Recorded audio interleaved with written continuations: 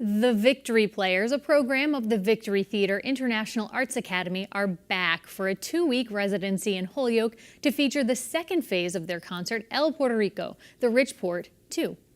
The group of hand-picked musicians from all around the world will bring the sounds and rhythms of Puerto Rico through classical and contemporary music at El Mercado in Holyoke.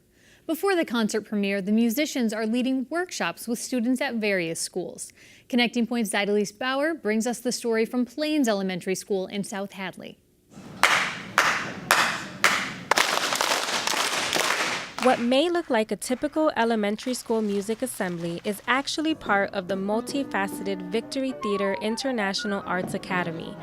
The Academy includes musicians from around the world who have come to Holyoke for an intensive 2-week residency program. While they are here, they have the opportunity to conduct workshops like this one at the Plains Elementary School in South Hadley. These musicians here are some of the finest graduates from the top doctoral master's programs across the country.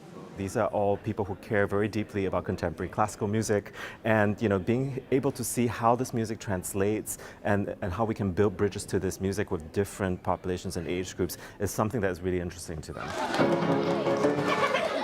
The Academy is entitled El Puerto Rico 2 and focuses on the works of a group of hand-picked composers inspired by the rich musical culture of Puerto Rico's classical and popular music.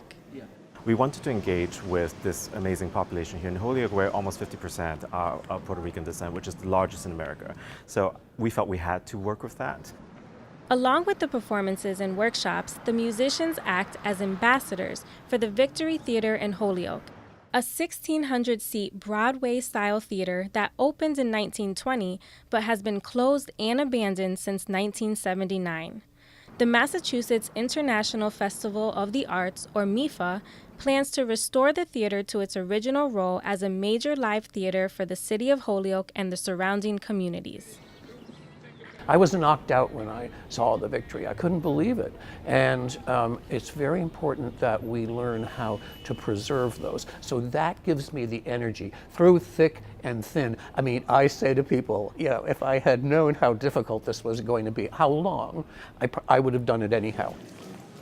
Back at the Plains School in South Hadley, first graders file in for the second of 2 workshops being given that day. They will get a chance to hear from some very accomplished musicians like GIOVANNI PEREZ, a music educator who currently lives in New York City but grew up in Vega Baja, Puerto Rico, a small town about 30 miles from the capital of San Juan. This is my second time here, and the first time I came, I was like, this is like home. This is like Puerto Rico. There's a bunch of restaurants with the same name and everything, and it's just wonderful that I can relate to all the people that are here, and that makes it also extra special. Percussionist Robert Rashto used to call Western Massachusetts home and taught music in Amherst for 5 years.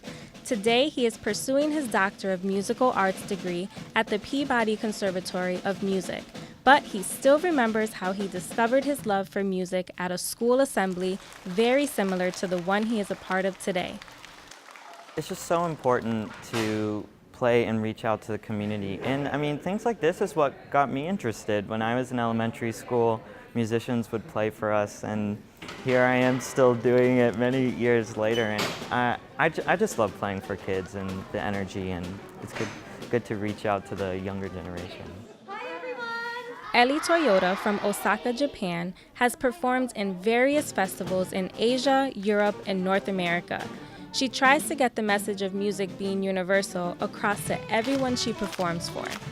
As a Japanese person, that I'm playing Western music in a different country, but music is a universal language that I think it doesn't matter where you're from or what it is, because there's something common in music that we can all relate to. As for the Victory Theater, Don Sanders hopes to see it one day return to its glory as a place that will enhance the community's experience of artistic innovation through theater and live performance. It's a project he's been involved with since he founded MIFA back in 1993, and it still strikes an emotional chord when he talks about it today. It is projects like this, and I have to say, coming to the schools like this morning is just extraordinarily moving to me. I feel as a student identifying with these kids and the kids on all the levels. I had wonderful teachers.